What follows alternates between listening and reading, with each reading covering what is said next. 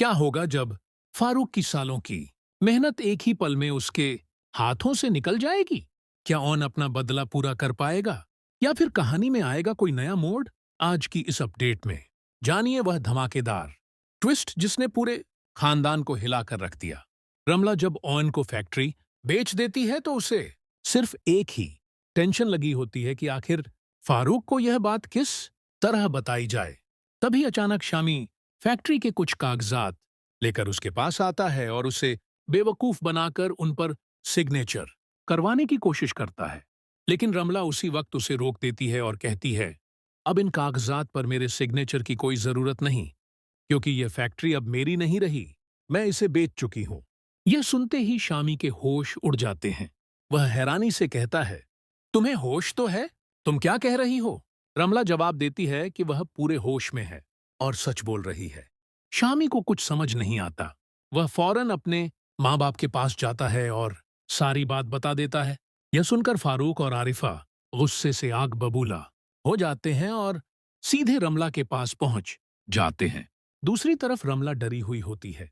वह तुरंत ऑयन को मैसेज करती है कि उसे बचा ले। उधर ऑन भी इसी मौके का इंतजार कर रहा होता है और बिना देर किए वहां पहुंच जाता है। फारूक गुस्से में रमला पर बरस पड़ता है। वह कहता है, तुमने मेरी फैक्ट्री किसको बेच दी? तुम्हारी इतनी हिम्मत कैसे हुई? इसी बीच आरिफा गुस्से में आकर रमला को थप्पड़ मारने ही वाली होती है कि तभी ऑन बीच में आ जाता है और कहता है, रुक जाइए, ये फैक्ट्री मैंने खरीदी है। खानदान की चीज खानदान में ही है, इसलिए आपको घबराने की जरूरत नहीं।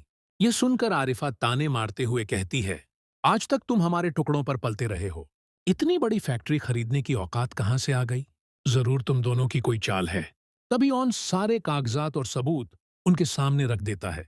सबूत देखते ही फारूक और आरिफा दोनों के चेहरे का रंग उड़ जाता है। फारूक गुस्से से रमला पर चिल्लाता है और पूछता है, तो तुमने ऐसा क्यों किया? रमला साफ कह देती है कि वह शामी को बिल्कुल पसंद नहीं करती और किसी और से मोहब्बत करती है। आरिफा उसे डांटते हुए कहती है, शर्म करो, तुम्हारा निकाह शामी के साथ हो चुका है। लेकिन तभी ऑयन अपना सबसे बड़ा खुलासा करता है। वह कहता है, जिससे रमला मोहब्बत करती है वह मैं हूं। यह सुनते ही आरिफा के पैरों तले जमीन खिसक जाती है।